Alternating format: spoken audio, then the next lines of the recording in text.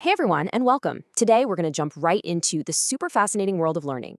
We're talking about everything from our own unique styles to the grand design of the entire education system. So let's get started. You ever wonder about this? I mean, you know the feeling, right? You study for hours and some stuff feels like it's literally burned into your memory. But other things, peeth, they're gone the second you leave the room. What is going on there? Well, it all comes down to the actual mechanics of how we learn. So to get to the bottom of it, here's our game plan. First, we'll cover the absolute basics. What is learning, really?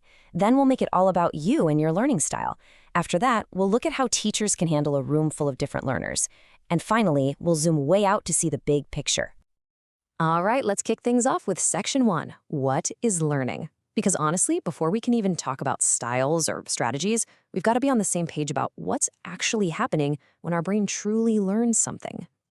So here's a pretty academic definition, but let's cut to the chase. Learning isn't just about memorizing facts for a test. The key phrase here, the one you gotta remember, is enduring change. It has to stick. It's not some temporary thing you get from cramming all night. It's a real, fundamental shift in what you can do. Let's just break that down real quick. First, you get a new capability. Suddenly you can solve that math problem, play that chord on the guitar, or say a phrase in another language, something you couldn't do before.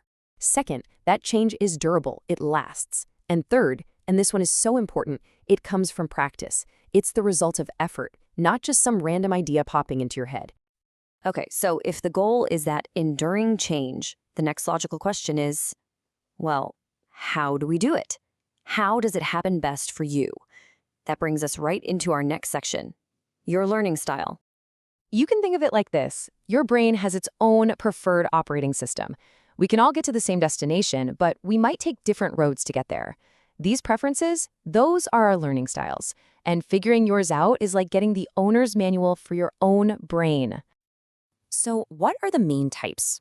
Well, they usually get sorted into 3 big buckets. First up, visual learners. If you love a good graph or a flowchart, if watching a demo is your jam, this is probably you. Then we have auditory learners. You guys absorb info best by hearing it. Discussions, lectures, even podcasts, that's your sweet spot. And finally, we've got our kinesthetic learners. You're the ones who need to do it to get it. You gotta build the model, do the experiment, and just get your hands on it. So seriously, take a second. When you're trying to figure something new out, what do you do first? Do you look for a video? Do you need to talk it through with someone? Or do you just dive in and start messing with it? Knowing your style is the first step to making learning way more effective, and let's be real, a lot more fun. Okay, so this brings up a huge question for teachers, right? If everyone in the room has a different learning style, how on earth can one person teach all of them at the same time? It sounds impossible. But there's actually a really powerful strategy for it, and it's called differentiated instruction. The key to differentiated instruction is one word: flexibility. And no, it's not about the teacher creating 30 totally separate lesson plans. It's about teaching the same core ideas, but offering different paths for students to understand them. It's all about meeting students where they are. And you can see here, it's not as complicated as it sounds. Teachers basically have 4 main dials they can turn. They can adjust the content itself, change up the process of how students learn it, offer different options for the final product to show what they know, and even tweak the physical environment of the classroom. All right, for our last section, let's pull the camera way, way back. We've gone from the single brain to the whole classroom. Now let's look at the architectural plans for the entire education system. And that means we have to talk about 2 words people mix up all the time: curriculum and syllabus.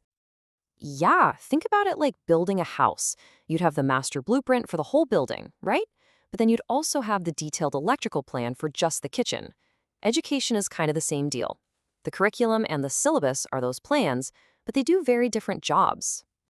This chart makes it super clear. A curriculum is the big picture plan for an entire course of study. It's broad, it's long-term, and it tells you what needs to be taught. A syllabus, on the other hand, is the nitty-gritty document for just one subject. It's narrow, it's descriptive, and it usually only covers a single year or semester. Look, here is the absolute simplest way to remember the difference. The curriculum is the what and the why. It's the overall vision. The syllabus is the how and the when. It's the week-by-week schedule to make that vision happen. Simple as that. So there you have it. We've gone from a single neuron firing in our brain all the way up to the grand blueprint of an entire education system. Understanding all these layers, what learning really is, your own personal style, how teachers can adapt, and the frameworks that guide it all, that gives you real power. The blueprint is right in front of you. So the real question is, what are you going to build with it?